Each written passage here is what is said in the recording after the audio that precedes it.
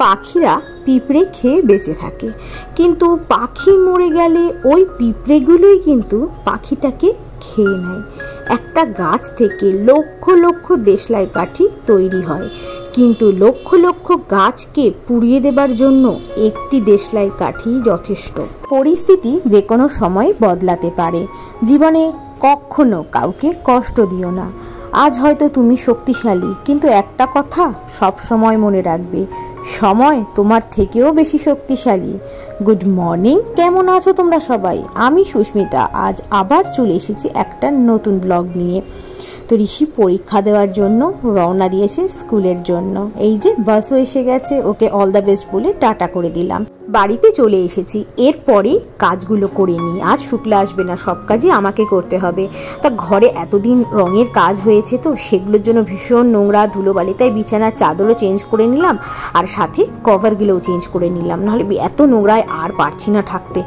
এবার একটু মনে হচ্ছে শান্তি, ঘর দৌড় পরিষ্কার করতে হবে এখন, সেটার একটা আলাদা চাপ আছে, সে করে নেবো, অসুবিধা নেই। তো চলো তাড়াতাড়ি করে আগে এই কাজগুলো করে নিই, এরপরে চা করব।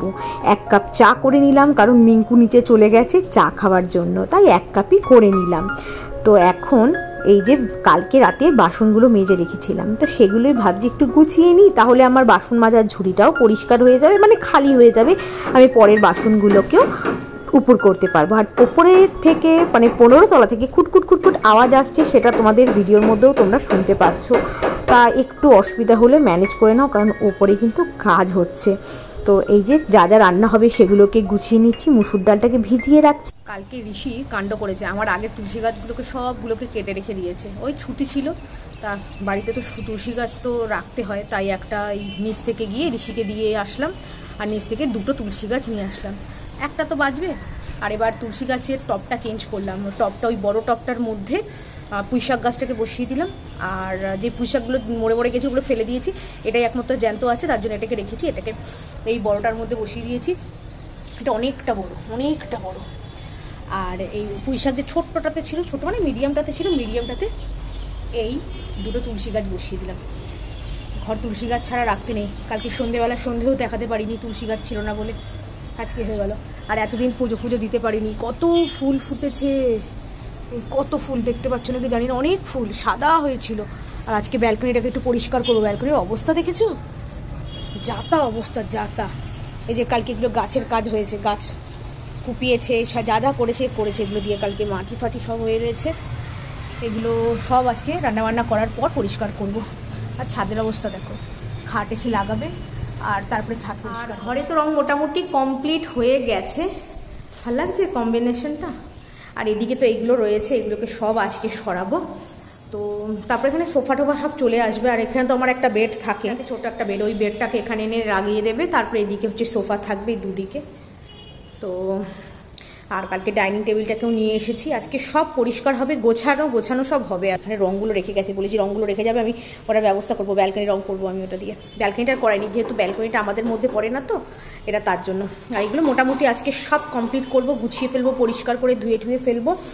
আর এই দিকটা তো মোটামুটি কালকে গুছিয়ে পরিষ্কার করে রেখেছি একদম, এদিকটা পুরো পরিষ্কার একদম, যা নোংরা ধুলোবালি হয়েছিল কালকে, এগুলোকে সরাতে হবে। এগুলো ঋষি রেখেছে। ভাবছি ঠাকুরকে পাতবো হচ্ছে বুধবার দিন সন্ধ্যেবেলা, ভাবছি পেতে দেবো, তারপরে বৃহস্পতিবার থেকে পুজো দেবো ভালো করে। দেখেছো ধুলো, দেখো কি ধুলো ভর্তি। রান্নাবান্না কী হবে চলো তাহলে বলে দিই। এই যে রুই মাছ আছে, রুই মাছ, এই রুই মাছ আছে, রুই মাছটাকে ভাবছি, দাঁড়াও, এই যে পটল আছে, পটল দিয়ে রুই মাছটাকে করবো, শুধু আলুটা কাটবো, আলুটা কেটে নিলেই হয়ে যাবে। আর এখানে হচ্ছে লাউ আছে, বলেছি একটু উচ্ছে নিয়ে আসতে, উচ্ছে দিয়ে লাউ দিয়ে মুসুর ডাল করব। আর এটা তো আদা বাটা আছে, আর আজকে সসটা শেষ হয়ে গেছে, এইটুকু হচ্ছে মাছ ফাছে দিয়ে দেবো কিছু। ডাল ভিজিয়ে রেখেছি, মুসুর ডাল দিয়ে ওই ডাল হবে। আর এখানে কুমড়ো কাটা আছে, ধোয়া আছে, একদম গোছানো আছে। কালকে শুক্লা বলে দিয়েছিল আসবে না, তার জন্য সব রাত্রিবেলা কালকে আমি সব কেটে রেখে দিয়েছি, এখন জাস্ট রান্না করব, হয়ে যাবে। তারপরে আসলে কাজ আছে, তো ওর জন্য আমি কেটে রেখে দিয়েছিলাম। আর এদিকে এখন শুধু আলু কাটবো, আলু কাটলেই হয়ে যাবে, মাছের আলু কাটবো, হয়ে যাবে, মাছের 2টো আলু কাটলে হয়ে যাবে। আর এটা আর উচ্ছে নিয়ে আসবে, মিঙ্কু এখন একটু অফিসে বেরিয়েছে, ও চলে আসবে ঘন্টাখানেকের মধ্যে চলে আসবে। তারপর উচ্ছে নিয়ে আসবে, উচ্ছে দিয়ে লাউ দিয়ে, লাউগুলো কি কচি দেখো, উচ্ছে দিয়ে লাউ দিয়ে ডাল করব। আর এই চলো এবার তাহলে রান্নাবান্না করে নিই। আর ওইগুলো হচ্ছে এই কটা বাসন আছে, কালকে রাতে আমি সব বাসন মেজে নিয়েছি, এই কটা বাসন এখন মাজবো। ওটা কালকেরই কড়াই ছিল, আর আজকে ঋষি খেয়ে গেছে যে সেগুলো, আর ওই টুকটাক জিনিসপত্র আছে সকালেরই বাসন সব, এগুলো একটু ধুয়ে নিই, তারপরে বাকি কাজ করবো। চলো। তোমরা সবাই হয়তো জানো বেশি আশা করলে কিছুই হয় না, মানে সেই জিনিসটা পাওয়াই যায় না, যতই তুমি আশা করে বসে থাকো না কেন। ঠিক আমার সাথে না এটাই হয়েছে। রঙের কাজ শুরু হওয়ার আগে থেকে মিঙ্কুকে একটা কথাই বলে যাচ্ছিলাম যে রঙের যে বালতিগুলো আছে তুমি মিস্ত্রিদের দেবে না একদম, কারণ ও দিয়ে দেয় সব কিছু, রাখে না কিছু। আমি বলেছি ওগুলোতে আমি গাছ বসাবো, মানে জবা গাছ, একটু টগর গাছ, একটু সবজির গাছ, খুব ইচ্ছে করছিল। কিন্তু ওই যে মিস্ত্রি দাদারা রেখে গেল আমার জন্য মোটে একটা বালতি, আর বাকি বালতিগুলো ওরা নিয়ে চলে গেল, কারণ ওগুলো খালিই হয়নি, তার জন্য আর আমি পেলাম না। তাই ওই যে আশা করেছিলাম না, বেশি আশা একদম করতে নেই। আর আমার সাথেই এরকম হয় গো, বুঝতে পারি না কেন। তো চলো, আর কি দুঃখের কথা কি বলবো, চলো রান্না তো করতে হবে, পেটে তো কিছু দিতে হবে। তো এই যে রান্না বান্না শুরু করে দিলাম। কুমড়ো ছেঁচকিটা শুকনো লঙ্কা ফোড়ন দিলাম, আর কালো জিরে দিয়ে ভাজার জন্য বসিয়ে দিলাম। আর কুমড়োটা খুব মিষ্টি ছিল, রঙটা দেখেই বুঝতে পারছো তোমরা কুমড়োটা কতখানি মিষ্টি। আর এখানে ডালটাকে সেদ্ধ বসিয়ে দিলাম, একটু রাঁধুনি ফোড়ন দিয়ে আর আদা বাটা দিয়ে লাউ দিয়ে ডালটা করব। আর চলো মাছে এবার নুন হলুদটা মাখিয়ে নিই।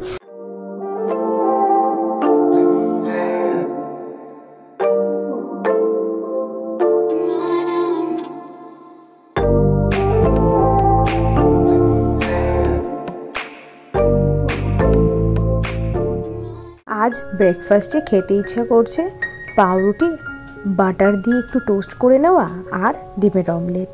তো এটাই বললাম মিঙ্কুকে, মিঙ্কু বললো ঠিক আছে, শুক্লাও যখন আসবে না করেই ফেলো, তাহলে এটা তাড়াতাড়িও হয়ে যাবে। আর অনেক দিন বাদে একটু অন্যরকম খাওয়া, রোজই তো রুটিই খাই, টিফিনে রুটি পরোটা এগুলোই খেয়ে থাকি, তাই একটু অন্যরকম খাবার। আমার আবার এই খাবারটা খুব পছন্দ।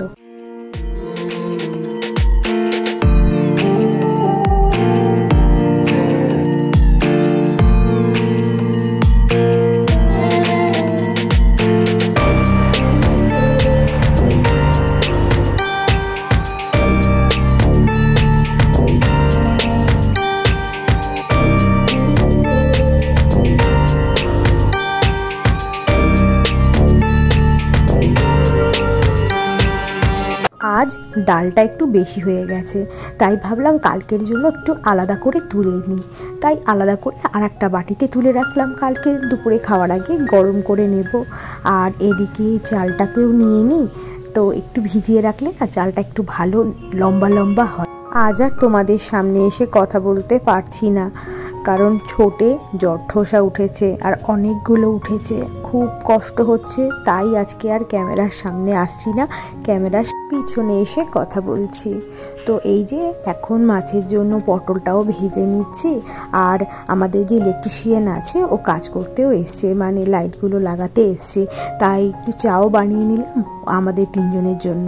তো ওকে চা আর বিস্কিট দিয়ে দিই, ও কাজও করছে, এফাকেও খেয়ে নিক, আর আমরাও আমরাও খেয়ে নিই। রান্না করতে করতে আমি খাবো, আর মিঙ্কু অফিস করতে করতে।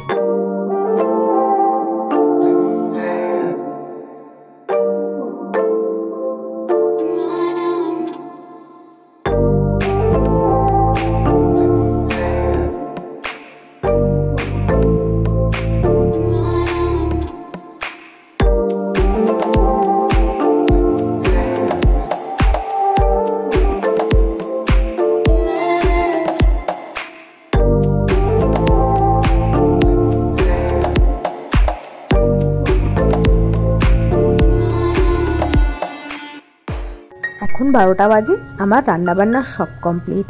তো আজকে দেখো কী কী রান্না করেছি, কুমড়ো ছেচকি, লাউ দিয়ে মুসুর ডাল, আর ওখানে মাছের তরকারি রয়েছে, আর এই যে কালকেরটাও তুলে রেখেছি।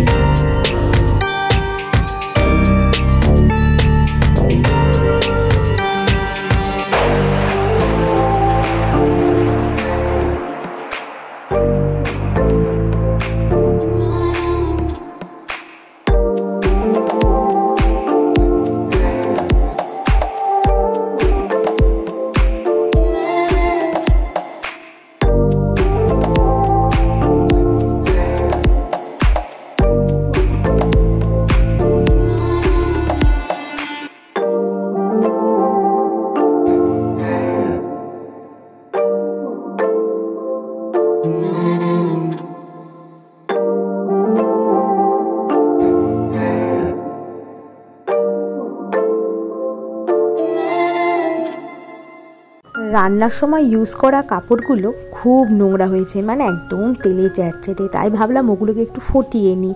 তো সার্ফের মধ্যে এবার ওগুলোকে দিয়ে তারপরে গ্যাসের মধ্যে বসিয়ে কিছুক্ষণ ফুটিয়ে নেবো। তারপর ঠান্ডা হলে ভালো করে ধুয়ে নেবো, মানে কেচে নেব। সন্ধে হয়ে গেছে, এখন সন্ধেটা দিয়ে নিই। ঠাকুরের সিংহাসন এখনো পর্যন্ত বসাইনি, তাই ঘরে তো একটু সন্ধে দিতেই হবে, তাই ধূপকাঠি দিয়ে দিলাম। আর এই যে এখন চা বানিয়ে নিচ্ছি, তারপরে ঋষিকে একটু টিফিন বানিয়ে দেব। ও সকালে যে একটা আমরা খেয়েছি সেটাই ও খাবে বললো, তার জন্য ওকে একটু বাটার টোস্ট আর অমলেট করে দিচ্ছি। ওটা খেয়ে পড়তে বসে যাবে, কারণ পরের দিন হচ্ছে পরীক্ষা আছে, জিওগ্রাফির পরীক্ষা, তা ওকে পড়তে হবে। যেই শুনেছে আমরা সকালে বাটার টোস্ট আর অমলেট খেয়েছি, ওকেও করে দিতে হবে। তা ব্রেড ছিল, বাটার ছিল, ডিমও ছিল। তা বললাম ঠিক আছে, কিন্তু এই দেখো একদম উপরের না এটা ছিল, এই পাউরুটিটাও খেতে চায় না, এটা ওকে দেবো না, এটা আমি খেয়ে নেবো। ও তিনটে খেয়ে নিই, আর ওই যে ওপরের যেটা পাতলা সরু থাকে ওটা আমি খেয়ে নেবো। আমার খুব ভালো লাগে ওগুলো খেতে।